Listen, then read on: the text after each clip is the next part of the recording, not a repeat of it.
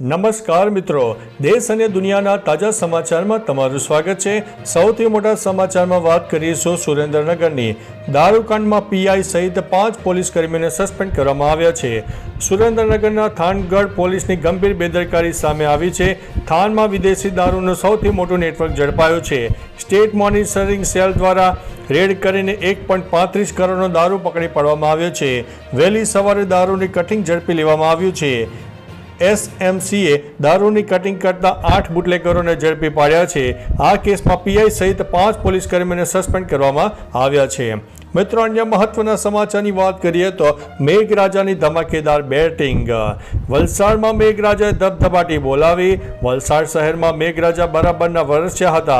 રાત્રે 10 થી 12ના 2 કલાકના સમયમાં 1 ઇંચથી વધુ વરસાદ પડ્યો। પાટણ શહેરમાં મોડી રાત્રે ગાજવીજ સાથે ધોધમાર વરસાદ થયો, જેના કારણે નીચાણવાળા વિસ્તારમાં પાણી ભરાઈ ગયા। અમદાવાદ શહેરના પૂર્વ વિસ્તારમાં પણ રાત્રે ગાજવીજ સાથે વરસાદ પડ્યો। નારોલ, જશોદાનગર, સીટીએમ, દાણીલીમડા અને મણિનગરમાં વરસાદ જોવા મળ્યો હતો। મિત્રો, અન્ય મહત્વના સમાચારની વાત કરીએ તો 5.8ની તીવ્રતાનો શક્તિશાળી ભૂકંપ। ફિલિપાઇન્સથી ભૂકંપના મોટા સમાચાર છે।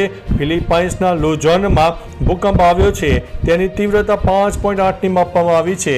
હાલ તો ભૂકંપથી કોઈ મોટા નુકસાનીના સમાચાર નથી મળ્યા। મિત્રો, અન્ય મહત્વના સમાચારની વાત કરીએ તો 24 કલાકમાં 122 તાલુકામાં વરસાદની આગાહી વચ્ચે છેલ્લા 24 કલાકમાં 122 તાલુકામાં વરસાદ નોંધાયો। આ આંકડો સોમવારે સવારે 6 વાગ્યાથી મંગળવારે સવારે 6 વાગ્યા સુધીનો છે। આ દરમિયાન સૌથી વધુ પાટણના સરસ્વતીમાં 2.8, નર્મદાના ડેડિયાપાડામાં 2.6, વલસાડના કપરાડામાં 2.4, સુરતના ઉમરપાડામાં 2.2 અને સાબરકાંઠાના ખેડબ્રહ્મામાં 2.2 ઇંચ વરસાદ પડ્યો છે। અન્ય તાલુકાઓમાં પણ 2 ઇંચથી વધુ વરસાદ નોંધાઈ ગયો હતો। મિત્રો, અન્ય મહત્વના સમાચારની વાત કરીએ તો મેઘરાજા ભૂકા બોલાવશે। ગુજરાતમાં એક સાથે 3 વરસાદની સિસ્ટમ સક્રિય થતા કચ્છ, ઉત્તર ગુજરાત, બનાસકાંઠા, પાટણ, મહેસાણા, સાબરકાંઠા સહિત અનેક વિસ્તારમાં ઓરેન્જ એલર્ટ આપવામાં આવ્યું છે। આણંદ, ખેડા, મહીસાગર, ભરૂચ, સુરત, તાપી, ડાંગ, અમદાવાદ અને ગાંધીનગરમાં હળવાથી મધ્યમ વરસાદની આગાહી છે।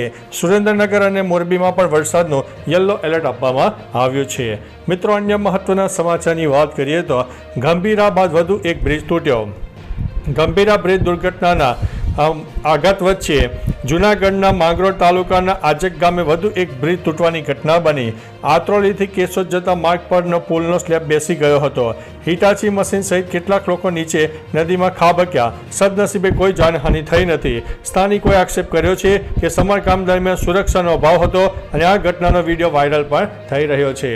મિત્રો, અન્ય મહત્વના સમાચારની વાત કરીએ તો 25 ડેમ ઓવરફ્લો થયા છે। ગુજરાતમાં મેઘરાજાની મહેરબાનીથી અત્યાર સુધીમાં 25 ડેમ ઓવરફ્લો થયા છે। 78 ડેમો હાઈ એલર્ટ ઉપર છે। ઉપરાંત અનેક ડેમો એલર્ટ અને વોર્નિંગ સ્ટેજની સ્થિતિમાં મૂકવામાં આવે છે। 78માંથી 40 ડેમ હાઈ એલર્ટ ઉપર છે। સરદાર સરોવર ડેમ સહિત 207 ડેમમાં અત્યારે 54%થી વધુ પાણીનો સંગ્રહ થયો છે। સૌરાષ્ટ્રના 141 ડેમમાં અત્યારે સરેરાશ 62%થી વધુ પાણીનો સંગ્રહ છે। ઉત્તર ગુજરાતના 15 ડેમમાં 46%થી વધુ પાણીનો જથ્થો છે। મિત્રો, અન્ય મહત્વના સમાચારની વાત કરીએ તો પહેલગામમાં હુમલો પાકિસ્તાની નેતાઓએ કરાવ્યો છે તેવો રિપોર્ટમાં દાવો સામે આવ્યો છે। જમ્મુ કાશ્મીરના પહેલગામમાં 22 એપ્રિલે થયેલા આતંકવાદી હુમલો પાકિસ્તાનના રાજકીય અને લશ્કરી અધિકારીઓની સાજિશ હતી। એક રિપોર્ટ મુજબ આઈએસઆઈ અને લશ્કરે તૈયબાએ આ યોજના બનાવી હતી। આ હુમલામાં 26 સેનાનીઓની હત્યા થઈ। આ માટે ખાસ કરીને પાકિસ્તાની આતંકવાદીઓને તૈનાત કરાયા હતા અને કોઈ પણ કાશ્મીરી આતંકવાદીઓને સામેલ કરવામાં નહોતા આવ્યા।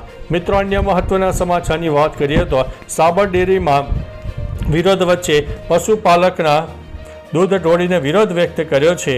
સાબરકાંઠા અને અરવલ્લી પશુપાલકોનો સાબર ડેરી સામેનો ભાવફેરનો વિરોધ ઉગ્ર બન્યો છે।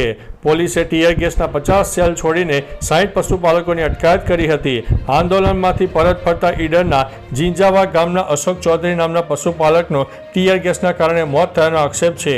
તેમની અંતિમ યાત્રા ગઈકાલે નીકળવાની હતી। અરવલ્લીમાં પણ દૂધ ન ભરાવીને અને રસ્તા ઉપર ઢોળીને વિરોધ પ્રદર્શન કરવામાં આવ્યું હતું। મિત્રો, અન્ય મહત્વના સમાચારની વાત કરીએ તો વરસાદને કારણે વિનાશ, અનેક લોકોના થયા છે મોત। ભારે વરસાદને કારણે દેશના ઘણા રાજ્યોમાં તબાહી મચી ગઈ છે. રાજસ્થાનમાં છેલ્લા 12 કલાકમાં 24 લોકોના મોત થયા છે. હિમાચલ પ્રદેશમાં 24 દિવસમાં 105 લોકોના મોત થયા છે. રાજ્યમાં 200થી વધુ રસ્તાઓ હજુ પણ બંધ છે. ઉત્તર પ્રદેશ અને મધ્યપ્રદેશમાં સતત ભારે વરસાદને કારણે લોકો મુશ્કેલીમાં મુકાઈ રહ્યા છે. યુપીમાં ઘણા ડેમ છલકાયા છે. એમપીમાં પણ નર્મદા નદી ખતરાના નિશાનથી ઉપર વહી રહી છે. મિત્રો, અન્ય મહત્વના સમાચારની વાત કરીએ તો કચ્છ અને ઉત્તર ગુજરાતમાં ઓરેન્જ એલર્ટ. ગુજરાતમાં એક સાથે 3 વરસાદની સિસ્ટમ સક્રિય થતાં ભારેથી અતિ ભારે વરસાદની આગાહી કરવામાં આવી છે. કચ્છ, ઉત્તર ગુજરાત, બનાસકાંઠા, પાટણ, મહેસાણા, સાબરકાંઠા, અરવલ્લી અને પંચમહાલ જિલ્લામાં ઓરેન્જ એલર્ટ અપાયું છે. આણંદ, ખેડા, મહીસાગર, ભરૂચ, સુરત, તાપી, ડાંગ, અમદાવાદ અને ગાંધીનગરમાં હળવાથી મધ્યમ વરસાદની શક્યતા છે, જ્યારે સુરેન્દ્રનગર અને મોરબીમાં યલો એલર્ટ આપવામાં આવ્યું છે. મિત્રો, અન્ય મહત્વના સમાચારની વાત કરીએ તો સુવર્ણ મંદિરને બોમ્બથી ઉડાવી દેવાની ધમકી. અમૃતસરના સુવર્ણ મંદિરને બોમ્બથી ઉડાવી દેવાની ધમકી આપતો ઈમેલ શિરોમણી ગુરુદ્વારા પ્રબંધક સમિતિને મળ્યો છે, જેમાં RDX વિસ્ફોટની વાત કરાઈ છે. ધમકી મળતા SGPCએ તાત્કાલિક સુરક્ષા વધારી ટાસ્ક ફોર્સ દ્વારા તમામ વિસ્તારોમાં કડક દેખરેખ રાખવામાં આવી અને પોલીસને જાણ કરવામાં આવી. પોલીસે પણ FIR નોંધી છે. સમગ્ર વિસ્તાર કોર્ડન કર્યો અને બોમ્બ ડિસ્પોઝેબલ તથા ડોગ સ્ક્વોડ સાથે તપાસ શરૂ કરવામાં આવી હતી. મિત્રો, અન્ય મહત્વના સમાચારની વાત કરીએ તો સ્પેનમાં આવ્યો 5.3ની તીવ્રતાનો શક્તિશાળી ભૂકંપ. સ્પેનમાં ભારે વરસાદ થયો હતો, ત્યારબાદ 5.3ની તીવ્રતાનો શક્તિશાળી ભૂકંપ આવ્યો. આ બધાની વચ્ચે એરપોર્ટની છત ધરાશાયી થઈ હતી. હાલ ઇમરજન્સી સેવા એલર્ટ ઉપર છે. ભૂકંપના થોડા કલાકો પહેલા જ વિસ્તારમાં અચાનક પૂર અને ભારે વરસાદથી ઘણું બધું નુકસાન થયું છે. સોમવારે વહેલી સવારે દક્ષિણ સ્પેનમાં ભૂકંપ આવ્યો હતો, જેમાં લોકપ્રિય પર્યટન સ્થળો કોસ્ટા ડેલ સોલ અને એલેન્ટિકનો સમાવેશ થાય છે. મિત્રો, અન્ય મહત્વના સમાચારની વાત કરીએ તો પુલ તૂટ્યો નથી, તોડવામાં આવ્યો છે. જૂનાગઢ જિલ્લાના માંગરોળ નજીક આજક આંત્રોલી ગામ વચ્ચે આવેલા જર્જરિત પુલ તૂટવાની ઘટનામાં એ સત્ય હકીકત બહાર આવી છે કે આ પુલ તૂટ્યો નથી પણ તોડવામાં આવ્યો છે. કાર્યપાલક ઇજનેરે જણાવ્યું હતું કે આ પુલ માર્ગ મકાન વિભાગ પંચાયતના અધિકારીઓના નિરીક્ષણ બાદ જર્જરિત જણાતા તેના સ્લેબને ઉતારવાની કામગીરી શરૂ કરવામાં આવી હતી. આ દરમિયાન દુર્ઘટના ઘટી હતી, જેમાં કોઈ જાનહાનિ થઈ નથી કે કોઈને ઈજા પણ થઈ નથી. મિત્રો, અન્ય મહત્વના સમાચારની વાત કરીએ તો એક્સપ્રેસ વે પર નહીં ભરવો પડે ટોલ ટેક્સ. ભારતમાલા પ્રોજેક્ટ અંતર્ગત મહત્વપૂર્ણ એવા અમૃતસર જામનગર એક્સપ્રેસ વે પર સાંચોર સાંતલપુર સેક્શનના પેકેજ નંબર 4માં અત્યારે રિપેરિંગની મહત્વની કામગીરી ચાલુ છે. 15 જુલાઈ 2025ને સવારે 8 વાગ્યાથી આ નિર્ણય લાગુ થઈ ગયો છે. રિપેરિંગની નિર્ધારિત કામગીરી પૂર્ણ થયા સુધી 28.71 કિલોમીટરના સ્ટેશનનો ટોલ ટૂંકી મુદત માટે નાગરિકો માટે ફ્રી રહેશે. મિત્રો, અન્ય મહત્વના સમાચારની વાત કરીએ તો ભારતમાં ટેસ્લાનો પહેલો શોરૂમ શરૂ, પહેલી ગાડી પણ લોન્ચ કરવામાં આવી છે.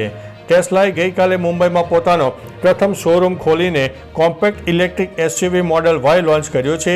કંપનીએ દાવો કર્યો છે કે આ કાર એકવાર ફૂલ ચાર્જિંગમાં 575 કિલોમીટર સુધી ચાલશે. 2 વેરિયન્ટમાં ઉપલબ્ધ આ કારની ભારતમાં શરૂઆતની એક્સ શોરૂમ કિંમત 59,89,000 છે. હાલ ચીનથી આયાત થશે, જેથી 70% આયાત શુલ્ક લાગશે. બુકિંગ ગઈકાલથી શરૂ થઈ ગયું છે અને ડિલિવરી ઓગસ્ટથી સંભવિત બનવાની છે. તો ચાલો મિત્રો, ફરીથી દેશ અને દુનિયાના સુપરફાસ્ટ સમાચાર લઈને મળતા રહીશું. ત્યાં સુધી અમને રજા આપશો. નમસ્તે.